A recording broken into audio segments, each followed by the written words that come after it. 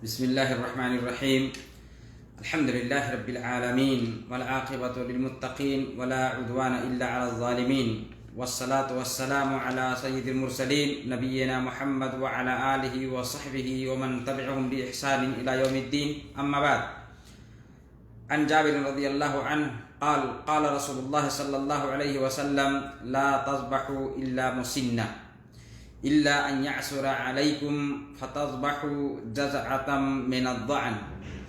رواہ مسلم. معزز ناظرین، مشاہدین کرام، اسلامی بھائیوں، عزیز ساتھیوں، محترم خواتین و حضرات، السلام علیکم ورحمۃ اللہ وبرکاتہ.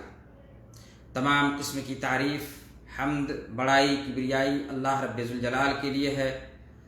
جس نے سارے جہان کا وجود بخشا. بے شمار درود و سلام نازل ہو پیارے حبیب جناب محمد رسول اللہ صلی اللہ علیہ وسلم پر، جو پوری دنیا کے لیے رحمت اور رشد و ہدایت بن کر تشریف لائے. معزز ناظرین، مشاہدین کرام، آج کی اس نشست میں میں نے آپ کے سامنے ایک حدیث پڑھی ہے، اور اسی حدیث کے تعلق سے آج کی اس نشست کا موضوع ہے کہ قربانی کے جانور کی شرطیں. قربانی کا جانور کیسا ہونا چاہیے، کیا ہونا چاہیے، مختصر سی گفتگو آپ کے سامنے کروں گا، جس کا ایک جز میں نے آپ کے سامنے اس کے تعلق سے گفتگو کر دیا ہے، لیکن سردن آج بھی وہ آپ کے سامنے بتاتے چلوں گا. اللہ سے دعا ہے کہ اللہ تعالی ہمیں حق کہنے کی، حق سننے کی اور حق کے مطابق ہمیں ہر عمل کرنے کی توفیق عطا فرمائے، اور اللہ اسے شرف قبولیت بخشے، آمین. معزز ناظرین، مشاہدین کرام، قربانی کا جانور کیسا ہو؟ تو عمومی طور پر یہ کہہ لیجئے کہ قربانی کے جانور کی دو شرطیں ہیں. قربانی کے جانور کی دو شرطیں ہیں. قربانی کا جانور قربانی کے جانور کی پہلی شرط یہ ہے کہ وہ جانور بہیمۃ الانعام میں سے ہوتے ہوئے بہیمۃ الانعام میں سے ہو، اور وہ ان عیوب اور کمیوں سے پاک ہو جس کی تحدید نبی پاک صلی اللہ علیہ وسلم نے حدیث کے اندر فرمائی، اور کہا کہ ایسے جانور کی قربانی جائز نہیں ہوگی، کافی نہیں ہوگی. اور یہ اس کے تعلق سے جو 4 کمیاں نبی صلی اللہ علیہ وسلم نے حدیث میں بتائی ہیں، آپ کے سامنے بات رکھی جا چکی ہے. اور حدیث جو ابن ماجہ کے اندر برا بن عازب رضی اللہ تعالیٰ عنہ کی حدیث ہے کہ وہ 4 عیوب سے قربانی کا جانور پاک اور خالی ہونا چاہیے، یہ 4 عیب اس کے اندر نہ ہو. اللہ کے نبی صلی اللہ علیہ وسلم نے جیسا کہ کہا کہ 4 لا تجزی فی الاضحیہ کی 4 قسم جانور، قربانی کے جانور میں 4 یہ عیب جس جانور میں پائے جائیں، یا ان 4 میں سے کوئی بھی ایک کمی اور عیب پائی جائے تو اس جانور کی قربانی کافی اور جائز نہیں ہوگی. اور وہ بتایا اللہ کے نبی صلی اللہ علیہ وسلم نے اس حدیث کے اندر ہے کہ العورا بین عورہا، کی اندھا کانا جانور جس کا کاناپن ظاہر ہو،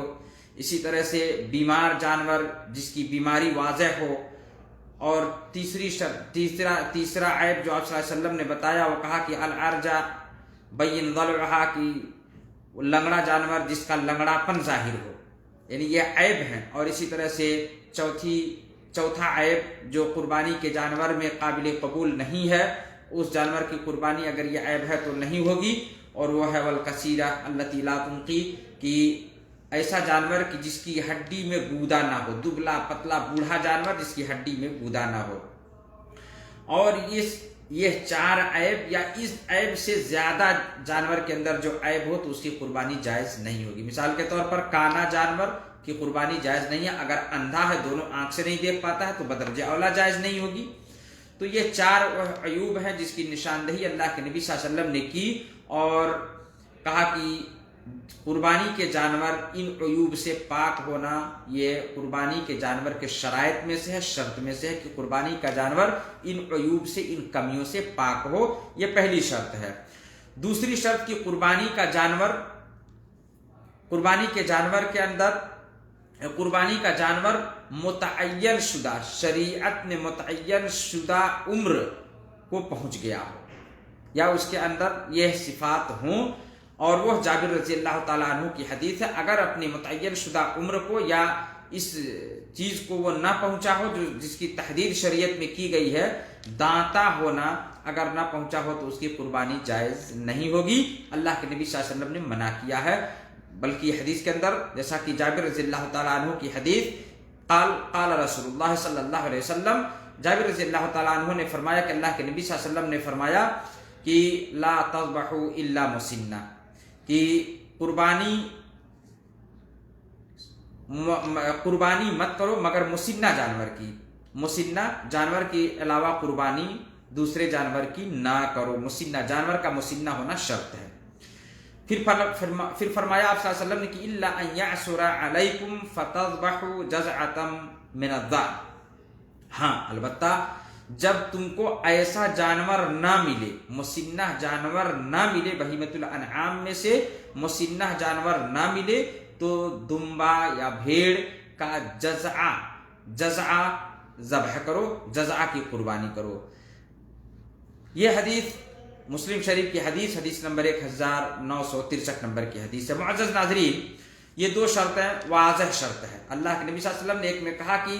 جس جانور کی قربانی کے جانور میں یہ عیب، 4 عیبوں میں سے کوئی ایک عیب ہو یا چاروں عیب ہو اس کے اندر، تو اس جانور کی قربانی درست نہیں ہوگی، اور وہ چاروں کی اندھا جو ہے کانا نہ ہو، جس کا کاناپن ظاہر ہو، بیمار جس کی بیماری واضح ہو۔ اسی طرح سے کہا کہ لنگڑا، جس کا لنگڑاپن ظاہر ہو، اور بوڑھا دبلا پتلا جس کی ہڈی میں گودا نہ ہو، یا اس سے زیادہ، علماء نے کہا کہ اس سے بھی زیادہ جس جانور کے اندر عیب ہو تو بدرجہ والا اس کی قربانی جائز نہیں ہوگی۔ دوسری شرط یہ اس حدیث جابر رضی اللہ تعالیٰ عنہ کی حدیث کی روشنی میں یہ ہے کہ مسنہ ہونا شرط ہے، جیسا کہ نبی صلی اللہ علیہ وسلم نے کہا کہ لا تذبحوا الا مسنہ، مسنہ ہی قربانی میں مسنہ جانور ہی قربانی میں ذبح کرو۔ ہاں اگر مسنہ نہ مل سکے تو ایسی صورت میں، نہ ملنے کی صورت میں آپ صلی اللہ علیہ وسلم نے کہا کہ تو بھیڑ یا دمبا یا بھیڑ کا جزعہ ذبح کرو۔ جزعہ اس جانور کو کہتے ہیں کہ جو 6 مہینہ پورا کر کے 7ویں مہینے میں داخل ہو گیا ہو، 7ویں مہینے میں داخل ہو گیا ہو، تو ایسی یہ اضطراری صورت میں اللہ کے نبی صلی اللہ علیہ وسلم نے کہا کہ اگر نہ مل سکے مسنہ، بکری کی اقسام میں سے اونٹ یا گائے، ان اقسام میں اگر نہ مل سکے مسنہ، تو بھیڑ کی قسم میں سے 6 سے زیادہ عمر کا جزعہ ذبح کرو۔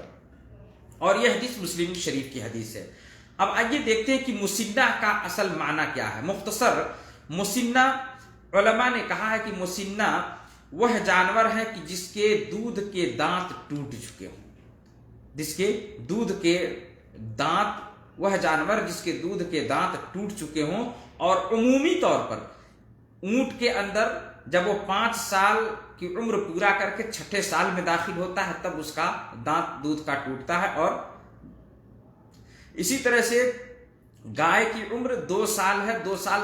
پورا کر کے جب 3 سال میں گائے داخل ہوتی ہے تو اس کے دودھ کے دانت ٹوٹ جاتے ہیں۔ اسی طرح سے بکری جب 1 سال پورا کر کے 2 سال میں داخل ہو جاتی ہے تو اس کے بکرے کے اقسام جو بھی ہیں تو اس میں اس کے جو ہے دودھ کے دانت ٹوٹ جاتے ہیں۔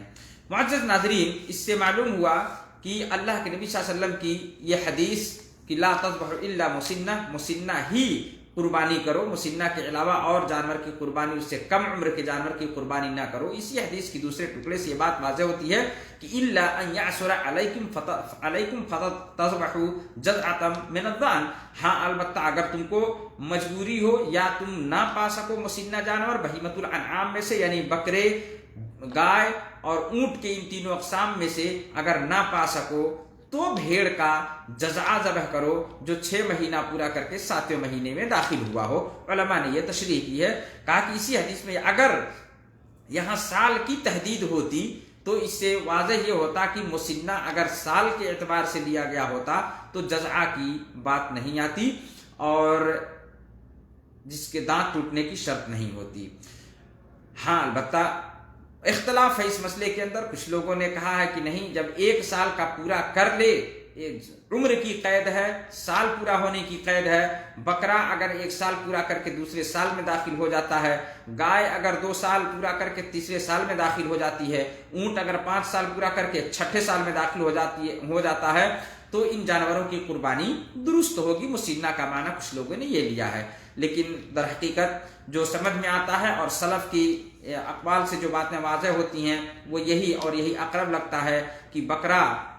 जो दांत तोड़ चुका हो, यानी जिसके दूध के दांत झड़ गए हों, उमूमी तौर पर 1 साल पूरा होने पर दांत झड़ जाते हैं, दूध के दांत टूट जाते हैं और नए दांत